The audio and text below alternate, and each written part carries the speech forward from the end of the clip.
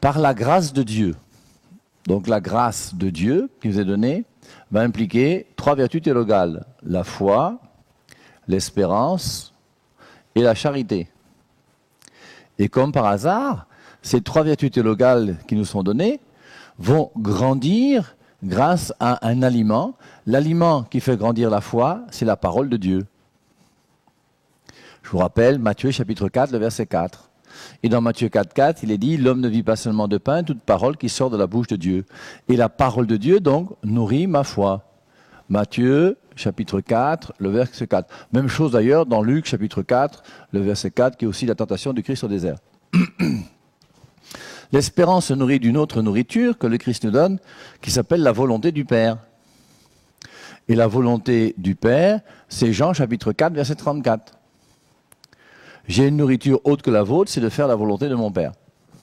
Et la charité se nourrit de ce qu'on appelle l'Eucharistie. L'Eucharistie, c'est la messe.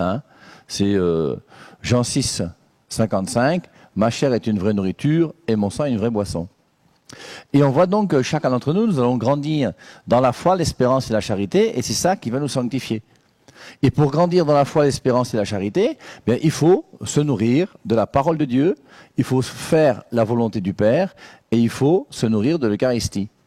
Alors, je vous rappelle, une fois de plus, c'est que quand nous allons à la messe ce dimanche, nous disons que la messe est divisée en 2 parties. Il y a d'abord la liturgie de la parole de Dieu. C'est les différentes lectures que nous faisons et que le prêtre va expliquer, parce que je vous rappelle que la parole de Dieu est donnée premièrement par l'Église. Et la parole de Dieu ne se trouve pas premièrement dans la Bible. Ceux qui veulent comprendre ont compris, ceux qui ne veulent pas, vous restez dans votre erreur, c'est tout. Et deuxième partie de la messe, c'est l'Eucharistie. Le pain qu'on offre, le pain et le vin, ensuite la consécration, ceci est mon corps, et puis la communion que nous donnons. Et on voit bien que donc l'Église, notre mère, celle que Jésus-Christ a fondée, l'Église qui vient de Jésus-Christ, celle qui existe depuis 2000 ans, nous donne la parole de Dieu et l'Eucharistie comme nourriture. Et cette parole de Dieu et cette Eucharistie que nous recevons de l'Église, c'est l'Église qui donne la parole de Dieu, c'est l'Église qui donne l'Eucharistie et notamment les sacrements, c'est pour que je puisse, moi, dans mon corps, réaliser la volonté du Père. La volonté du Père, on peut lire Hébreux chapitre 10, versets 5 à 7. Et dans Hébreux chapitre 10, versets 5 à 7, il est dit « Tu m'as fait un corps, Seigneur, pour faire ta volonté. Et mon corps m'est donné pour faire la volonté de Dieu. » Et cette volonté de Dieu, c'est quoi? C'est la parole de Dieu qui vient dans ma tête, mon intelligence. Parce que Jésus-Christ est dans mon cœur et que je l'aime, alors dans mon corps, je fais la volonté du Père. Alors aujourd'hui, l'Église nous propose donc de réfléchir sur la foi. Et dans Hébreux au chapitre 11, c'est le grand chapitre sur la foi. J'espère qu'il y a d'autres chapitres que vous connaissez. Isaïe chapitre 58, c'est le grand chapitre sur le jeûne, qu'on voit à chaque fois qu'on commence le carême. 1 Corinthiens chapitre 13, c'est le grand chapitre sur la charité, dans Saint Paul. Et Hébreux chapitre 11, c'est le grand chapitre sur la foi. Et Hébreux chapitre 11 commence avec le verset 1 qui nous dit « Frères, la foi est une façon de posséder ce que l'on espère, un moyen de connaître des réalités qu'on ne voit pas. » Alors, voici une définition de la foi qui est proposée dans les Saintes Écritures. La foi est une façon de posséder ce que l'on espère. Par la foi, je possède déjà le ciel. Par la foi, je sais que ma place est au ciel. D'ailleurs, je vous rappelle que lorsqu'on prend les armes du chrétien dans Éphésiens chapitre 6, le verset 10, et suivant, vous le direz, bien, la tête, sur la tête, il y a un casque. Et le casque du soldat, c'est quoi? C'est le salut. Est-ce que dans ta tête, tu sais que tu as été mis sur terre pour être sauvé et pour être auprès de Dieu pour toujours? Et nous savons déjà dans la foi que notre place, elle est auprès de Dieu. Je vous avais dit que avant la création du monde, il y a le Père, le Fils et l'Esprit Saint. Voilà la Trinité. Quand le Christ reviendra dans sa gloire pour juger les vivants et les morts, il y aura le Père, le Fils avec le Père Hervé Marie et l'Esprit Saint. Et voici le résumé de notre foi. Et dans ma foi, je sais que j'ai ma place avec Jésus-Christ dans la Trinité pour toujours. C'est ça le ciel pour nous. Et dans la foi, je sais déjà que je possède cette chose-là. À partir du moment où je fais un effort pour vivre conformément à ce que Dieu veut, Deutéronome 30:15, je mets devant toi le bonheur et le malheur, la vie et la mort, la bénédiction et la malédiction. Choisis. Qui choisit? C'est moi. Et en choisissant de suivre Dieu, bien oui, la foi est une façon de posséder ce que l'on espère. Un moyen de connaître des réalités qu'on ne voit pas. Et forcément, par la foi, il y a des réalités qu'on ne voit pas, dans lesquelles on croit. Et Dieu nous dit, par exemple, que la Trinité, c'est le Père, le Fils, l'Esprit Saint. Et puisque Jésus-Christ me le dit, je le crois, parce que je sais que Jésus-Christ ne peut pas mentir. Et comme Jésus-Christ ne ment pas, je crois que Dieu, c'est le Père, le Fils, l'Esprit Saint, 3 personnes, une seule et même nature divine, il n'y a pas de souci, un seul et même être, et c'est là où il y a le mystère. Et c'est justement parce qu'il y a le mystère qu'il y a la foi. Un jour, j'ai discuté avec c'était même des témoins de Jéhovah, qui me disaient, vous parlez de mystère tous les jours et partout là, comme le mystère de la Trinité. Mais qu'est-ce qu'il y a de mystérieux dans la Trinité? Ce qu'il y a de mystérieux dans la Trinité, c'est justement qu'il y ait 3 personnes, le Père, le Fils, l'Esprit Saint, qui sont un seul être. Et 3 personnes qui sont un seul être, tu n'en as aucune expérience. Aucun homme sur Terre ne peut savoir ce que c'est que 3 personnes qui sont un seul être. Parce que chez nous, l'expérience que nous avons avec notre intelligence humaine, c'est qu'un être humain est une personne humaine. Et une personne humaine, c'est un être humain. Donc 3 personnes humaines, c'est 3 êtres humains. En Dieu, 3 personnes divines, c'est un seul être. C'est incompréhensible. Et c'est pour ça qu'il y a un mystère. Et le mystère fait que, oui, il y a quelque chose, je crois. Quand je dis je crois, forcément c'est, tu crois en quelque chose parce que j'adhère à ce que Jésus-Christ me dit. Et ce que Jésus-Christ me dit, je crois que c'est vrai parce qu'il est Dieu, il est tout puissant, il ne peut pas se tromper, et tout le reste. Et c'est ça que quand il dit je crois, oui, je crois. Je crois que le bout de pain que le prêtre utilise à la messe, qu'on appelle l'Eucharistie, l'hostie, devient le corps du Christ. J'y crois. Maintenant, tu peux ne pas y croire si tu veux.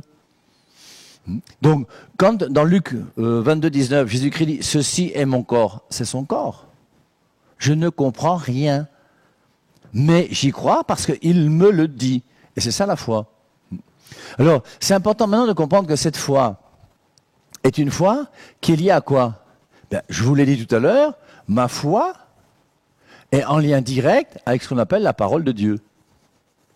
C'est pour ça que tous les non-catholiques qui pensent que ce n'est pas la parole de Dieu qui fait leur foi, mais la Biblette, auront forcément une foi différente de la nôtre. Et c'est pour ça qu'un chrétien catholique ne peut pas avoir la même foi que les autres chrétiens. Et notre foi à nous, comme catholiques, ne repose pas sur la Biblette, même pas sur la Bible. Alors la Bible, je crois que vous le savez, elle a 73 livres depuis l'an 400, Saint Jérôme de Stridon.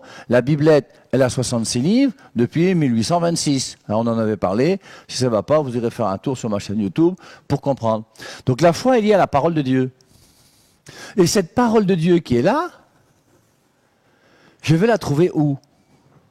Pas dans la Biblette, qui est née en 1826, pas dans la Bible, qui est née en l'an 400. Je m'explique. Vous reprenez Actes chapitre 7. Et dans Actes chapitre 7, on parle d'un homme qui s'appelle Étienne. Et Étienne va être lapidé.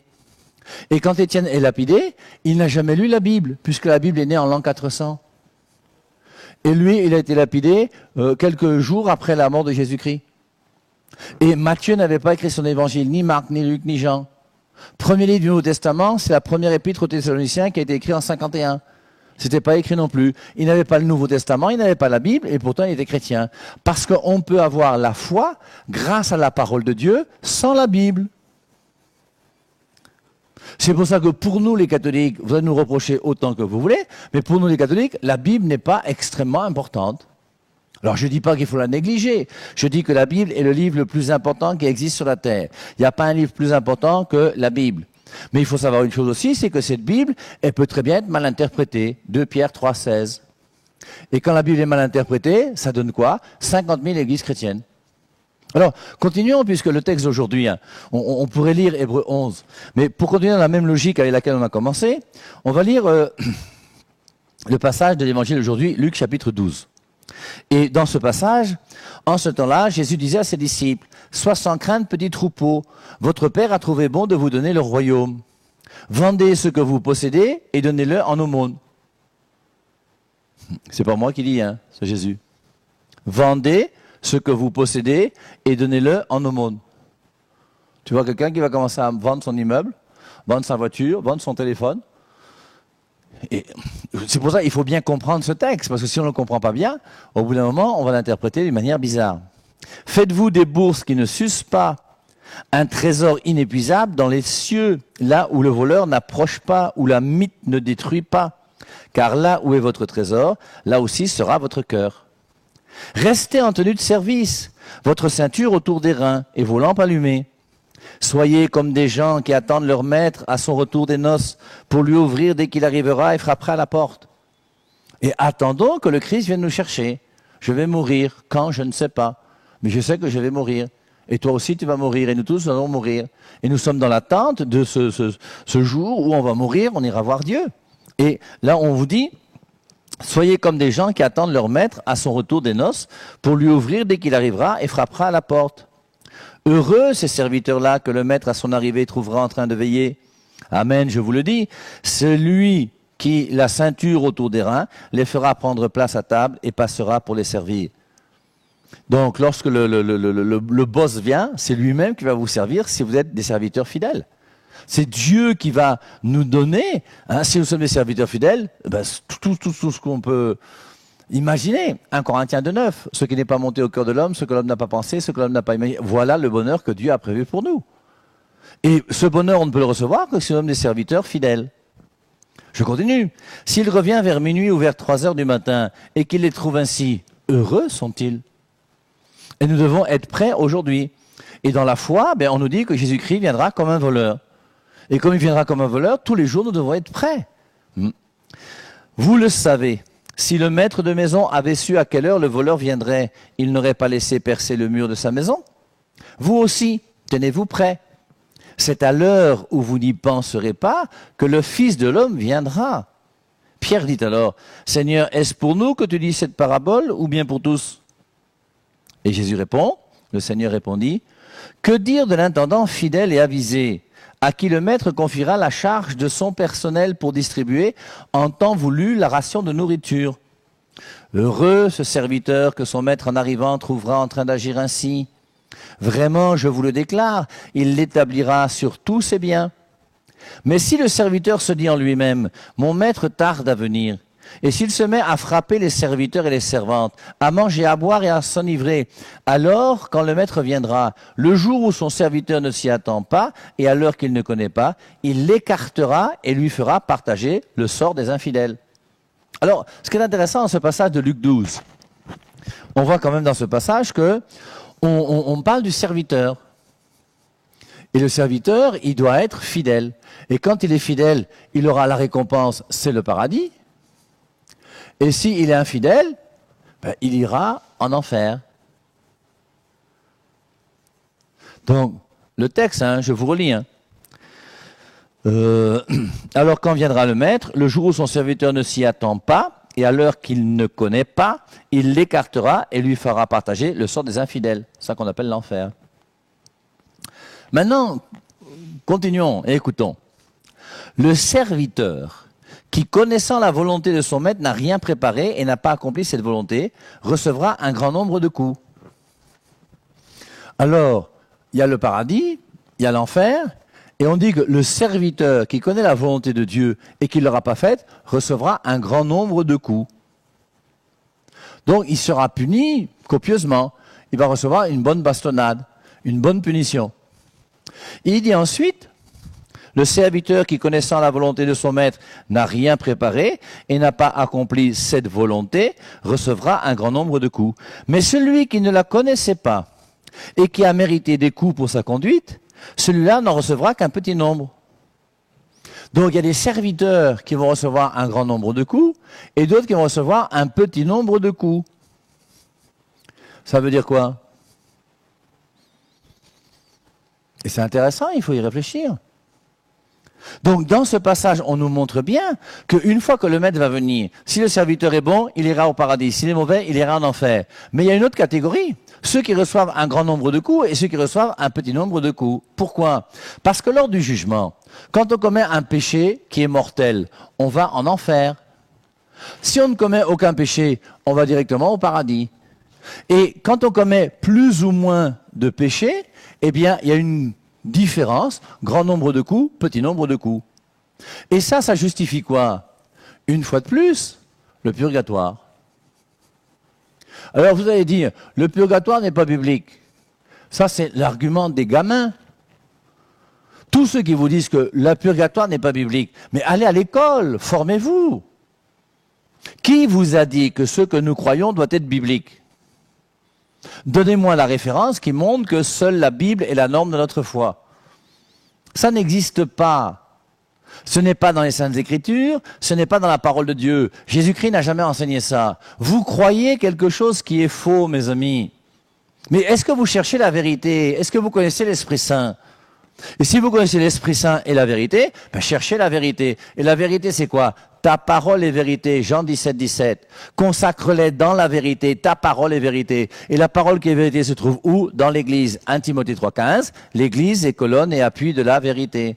Et la vérité se trouve dans l'Église. La parole de Dieu se trouve dans l'Église. Maintenant, le purgatoire, c'est quoi? Bien, c'est ces gens qui, lorsqu'ils vont mourir, vont recevoir un grand nombre de coups, un petit nombre de coups. Alors, pour vous aider à réfléchir, prenons Matthieu chapitre 12.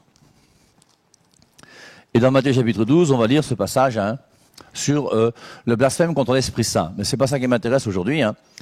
C'est pourquoi je vous dis, tout péché et tout blasphème sera pardonné aux hommes, mais le blasphème contre l'Esprit ne sera point pardonné. Matthieu chapitre 12 sur verset 32. Quiconque parlera contre le Fils de l'homme, il lui sera pardonné. Mais quiconque parlera contre le Saint-Esprit, il ne lui sera pardonné ni dans ce siècle, ni dans le siècle à venir. Vous, là, qui dites que le purgatoire n'existe pas, qu'est-ce que veut dire ce passage biblique? Je reprends, Quiconque parlera contre le Fils de l'homme, il lui sera pardonné. Mais quiconque parlera contre le Saint-Esprit, il ne lui sera pardonné ni dans ce siècle. Dans ce siècle, ça veut dire maintenant sur la terre. Et Jésus rajoute, ni dans ce siècle, ni dans le siècle à venir. Pourquoi? Parce qu'il y a des choses qui sont pardonnées dans le siècle à venir. Quelles sont ces choses qui sont pardonnées dans le siècle à venir? Dites-moi donc. Ben forcément, c'est les choses qui sont pardonnées quand on est au purgatoire, où on se purifie de la peine due au péché avant d'entrer au paradis. Nier le purgatoire, c'est faire de Jésus-Christ quelqu'un qui est injuste. Je vais prendre un exemple. Imaginez qu'aujourd'hui, il y a une bombe atomique qui tombe sur le Cameroun. Tous les habitants du Cameroun meurent.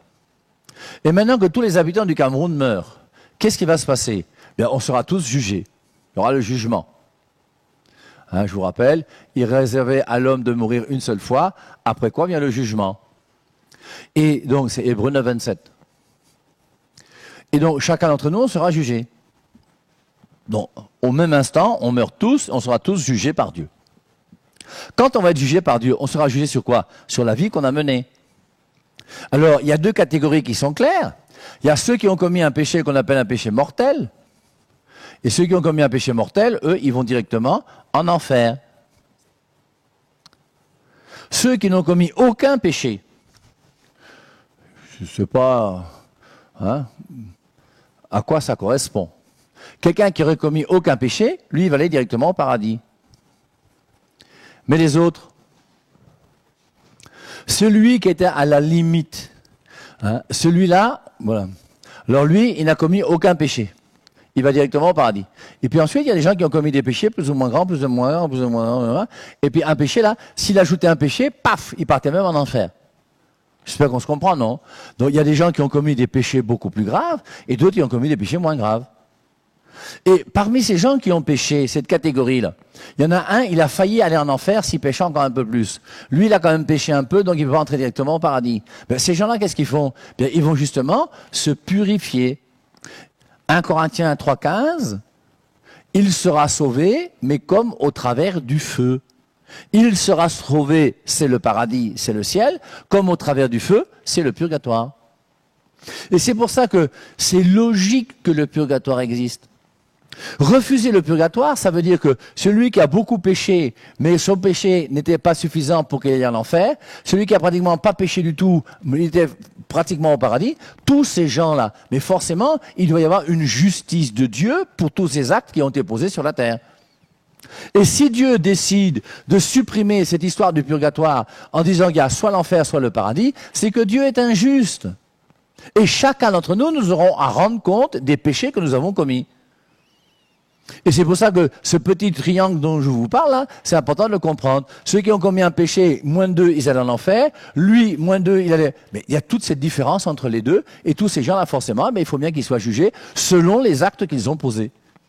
Et c'est pour ça que l'évangile du jour nous dit, Luc chapitre 12, le serviteur qui, connaissant la volonté de son maître, n'a rien préparé et n'a pas accompli cette volonté, recevra un grand nombre de coups. Mais celui qui ne la connaissait pas et qui a mérité des coups pour sa conduite, celui-là n'en recevra qu'un petit nombre. À qui l'on a beaucoup donné, il sera beaucoup demandé, etc., etc. Alors, on peut essayer de chercher dans la Bible complète, celle des catholiques.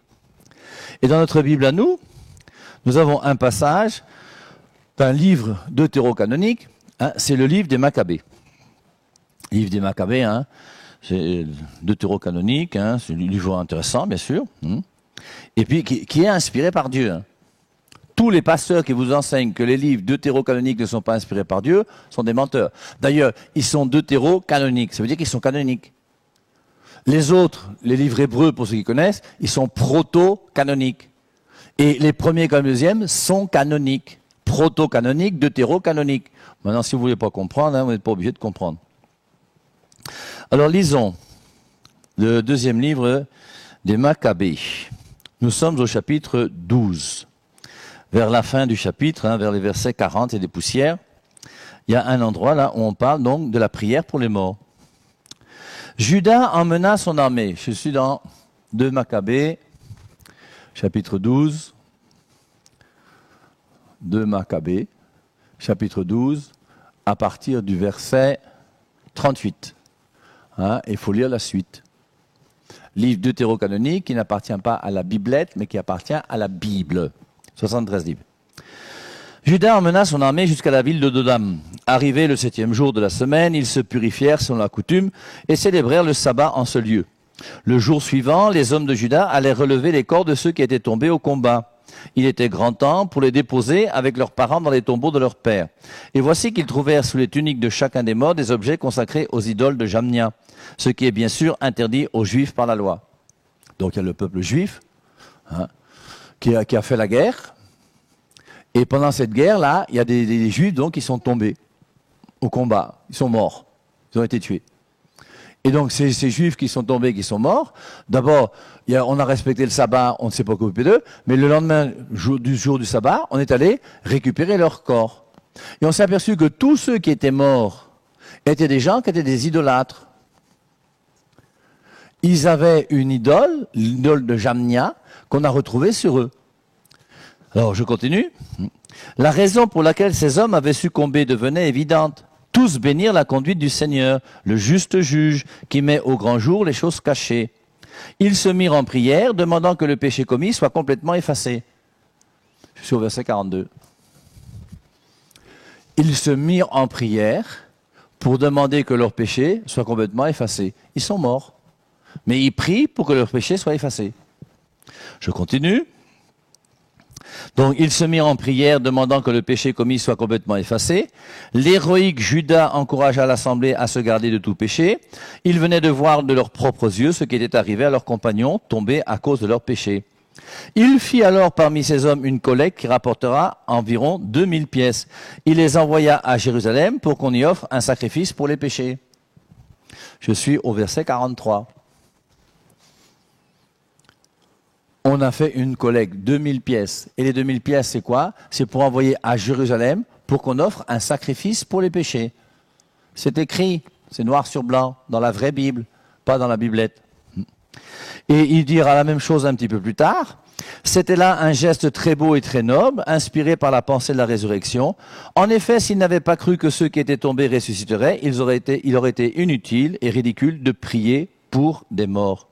Il fit donc offrir ce sacrifice d'expiation pour les morts, afin qu'ils soient délivrés de leurs péchés. Et voilà donc quand on a une foi qui est solide, qui repose sur la parole de Dieu, eh bien on a une foi qui n'est pas relative à la Bible en disant est-ce que c'est biblique, est-ce que c'est biblique, ça c'est pas très intelligent, mais on a une foi qui est solide, qui est vraie, et qui vient de cette parole de Dieu qui est transmise par l'Église. Et par rapport au purgatoire, eh bien on comprend bien que si on veut bien étudier les Saintes Écritures, on comprendra que le purgatoire est quelque chose qui est révélé et qui fait partie de la parole de Dieu.